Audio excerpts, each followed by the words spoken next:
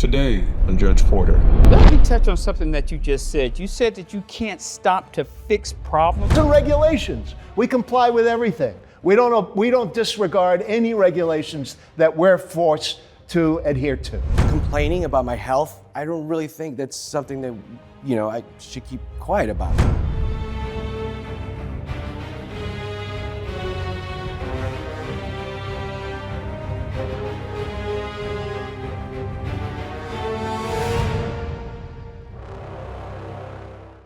All rise. Court is now in session. The Honorable Judge Porter will preside.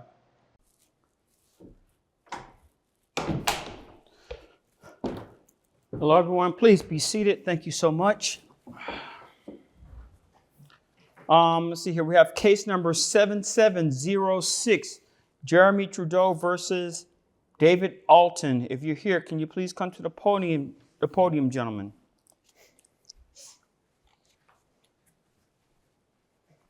Mr. Trudeau, good morning. Mr. Alton, good morning, Good morning. gentlemen. Good morning, Your Honor. Mr. Trudeau, it says here that you're suing for wrongful termination of employment. Am I reading that correctly, sir? That's correct, Your Honor. I'm assuming that you worked for Mr. Alton or you work for his company? Yes, Your Honor. Okay, tell us what's going on here, sir. Well, Your Honor, I worked for Mr. Alton for like a year and a half. And a couple of months ago, I came to him with some safety concerns at the shop and also possibly maybe a bump in rate, bump in pay and some time off during the holidays.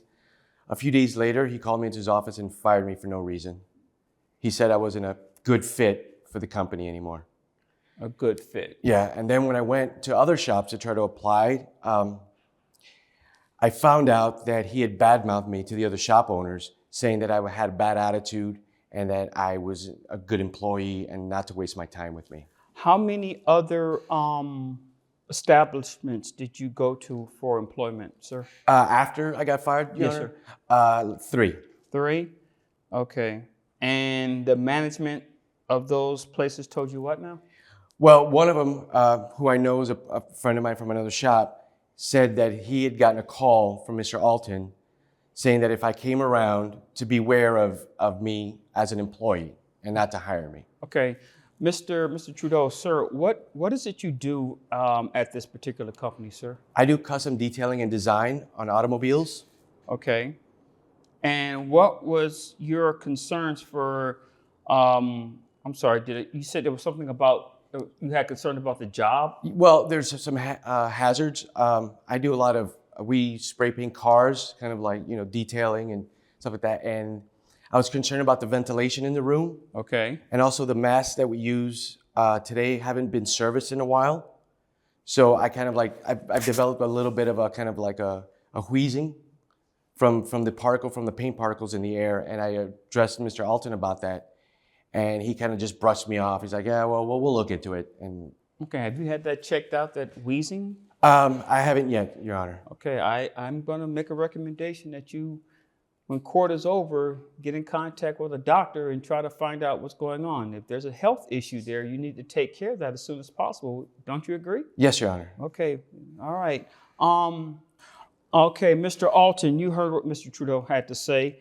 What's your side of the story, sir? Sir, I run Exceptional Customizations. That's the name of the company. It was my father's company. Now it's my company. I hope to turn it over to my son someday. We have an excellent reputation. We do anything you need on your car, upgrade your performance, your suspension, wheels, rims, custom paint jobs, wraps, powder coat, anything you need, anything you can dream up, we can make it happen. We'll put you on the road in something nobody else on earth is driving. I brought some business cards. Maybe you want to spread them around to some other judges, Funny you attorneys. should say that. My car does need a paint job.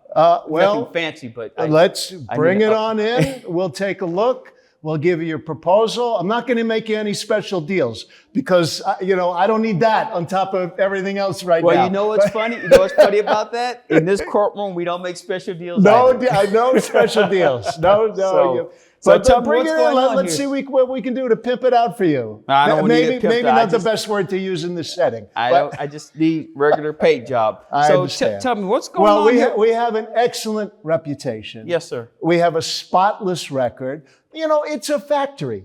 Things happen. Problems occur. Everybody knows it. We put up signs. We guide people around the issues. I can't stop every 2 minutes to fix a problem. We get to it when we can. In the meantime, we deal with reality. And reality is I have high-end customers and we're on time schedules and we got to get the work done.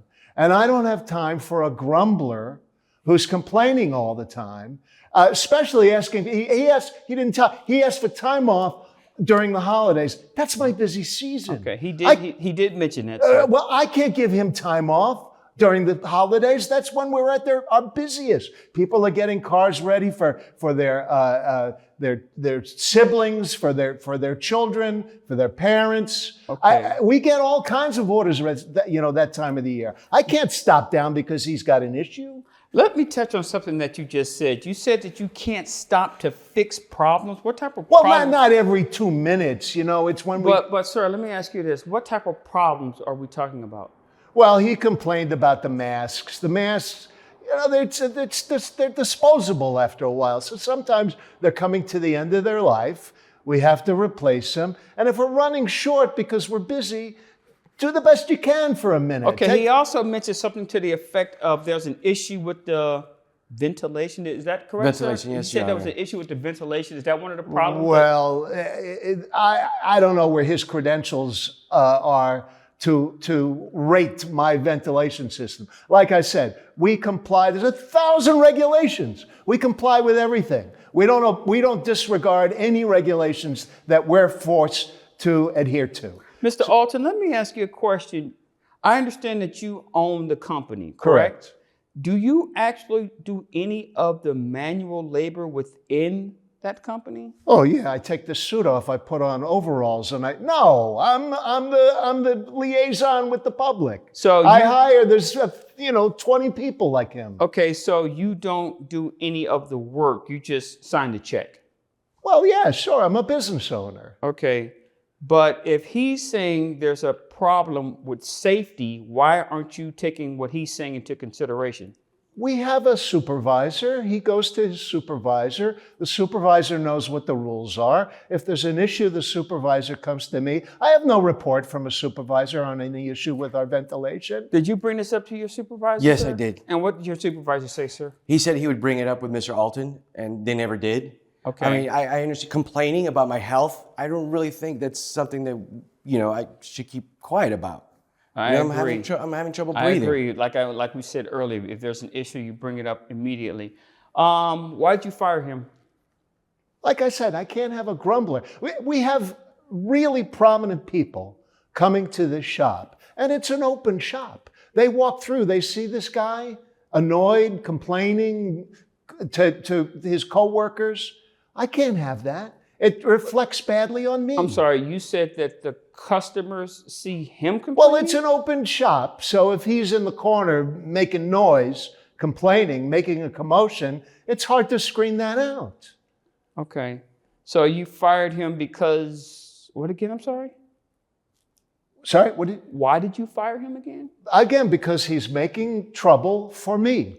He's a complaining kind of guy who's always got a scowl on his face, comes late, has nothing but complaints and problems that he's dealing with. That's not true. I don't need it. Okay, and he was employed with you for, what did you say, a year and a half? About a year and a half, Your Honor. A year and a half, and you didn't notice there was an issue within that year and a half? sir? Well, it grew over time. He's little by little, he's the guy you got to avoid.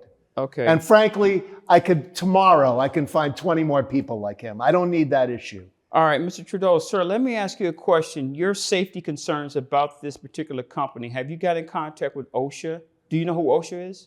No, not really, Your Honor. Okay, it's a federal agency. See if I can remember. It's the Occupational Safety and Health Administration.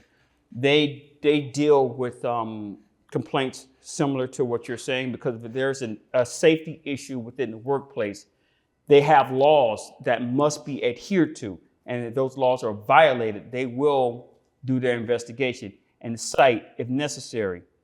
We have a spotless record, mostly, they're always going to find something. But I'm not sure that's correct, sir. I'm not sure that's correct, because if they find something, that means that you have to fix it. And if it's fixed, then this gentleman here probably wouldn't be saying, hey, there's a problem.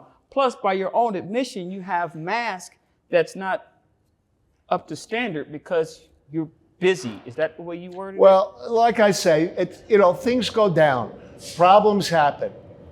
It's a workplace. So You got to what keep working. So what happens if this young man gets sick or he develops some type of respiratory problems? Like I said, no one brought this to my attention. I didn't hear anything about his issues with his breathing apparatus. Nothing. His supervisor did not come to me. This is all news to me. Wait a minute, but you just said that it was never brought up. So when he was talking about the mask, you kind of said that we change it every now and then. So that tells me that you've heard about the mask problem before. Well, it's just the nature of doing business. We have to replace things that wear out and that, aren't as effective over time. So you know that it's not as effective and you continue to use it because it's saving time? Is that what I'm hearing right now? If there's an issue of a day or two because we're trying to get a new supply, it happens. It happens. You can't stop down because he can't find a mask that works. So you're saying that the health of your employees really is not that important in relation to the time to satisfy your customers? Well, you're coloring it in a way that I wouldn't. I'm not saying his health is not important to me. I'm saying that I have responsibilities to my customers that I have to fulfill. I'm not a businessman, okay? I went to school. I have a law degree. I became a police officer, and now I'm sitting on the bench. But I would imagine that the backbone of every company would be the welfare of your employees first and foremost, because without employees, you have no business. With no business, you can't cater to customers. I would imagine that would be the proper way to do business. Would I be correct in saying that, sir? Well, of course, we need our employees. That's why. So their health and welfare should be something that you should be concerned about. And having subpar equipment, especially when it's dealing with their health, it seems to me that that would be paramount to everything else. Your Honor, we take safety very seriously. But you didn't take safety very serious when it came to something as simple as ventilation mask. And this is by your own admission. Like I said, there are things that occur during a day. I can't stop all of a sudden. Hold that thought. How long have you been without employment since you've been fired from him? It's almost 2.5, 3 months now. 3 months. Okay. So you got fired for 3 months. Did you go around telling people that this guy was basically worthless?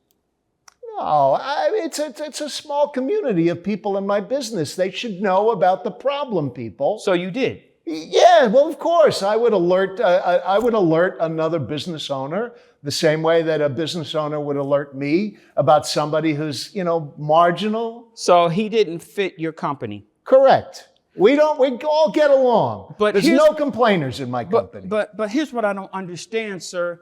Just because he didn't get along as a fit for your company, who's to say that he's not going to be a fit for somebody else's company? I just think I owe it to other people to give them a warning. No, that is not your responsibility, sir. You let them find that out on their own. When I was working as a police supervisor, you know how many guys came, hey, this guy's getting transferred to your squad. I don't know about him. You know what I always said? Let me find out on my own. Let me find out on my own. If he has deficiencies, I will find that out. Okay? Sometimes it's just you don't mesh. And this sounds like this is a case here. When he starts complaining, you said, you know what? He doesn't mesh. He's complaining. Everybody else is okay with that. I like what they're doing. This guy, he's talking about safety. I don't want to hear about that right now. I need to make my money. That's what it sounds like to me right now. Okay? How long have you been? You said 3 months? Yes, sir. Yes, Your Okay. Honor. So this is what we're going to do. We're going to do this. I am going to grant you 3 months severance pay. Oh. I'm going to grant you 3 months severance pay, and you will pay happily. Am I making myself clear, sir? In the meantime, I'm going to get in contact with human resources and say, I don't know what positions they may have open for you. Let me ask you, do you have any criminal record or anything like that? Criminal? No, Your Honor. You ever think about becoming a police officer with the Mango Park Police Department? I love cars too much, Your Honor. Oh, okay. Well, you know what? We do have a mechanic shop that fixes the city cars. Maybe they can hook you up with something, okay? That'd and be great, then Your maybe Honor. we can get you with some health care and get you on board. Thank you, sir. Because you sound like you definitely need to get that wheezing checked out. All right. Any questions or concerns? No, Your Honor. Thank you so much. Court is adjourned.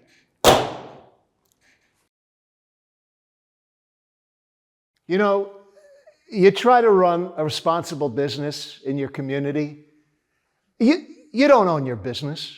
Your government has 1,000 regulations. The court imposes all kinds of sanctions. It's impossible these days. And you know, they can claim anything. Oh, I have respiratory ailment. Oh, listen to me wheeze. I'm so sick. He could be faking the whole thing. Where's the justice for me? Where's the justice for me? And what happens to my reputation in this city? We've got generations invested into this business. And now it's going to be all over the public that I'm unfair and that I'm mean and that I make my workers sick. None of that is true.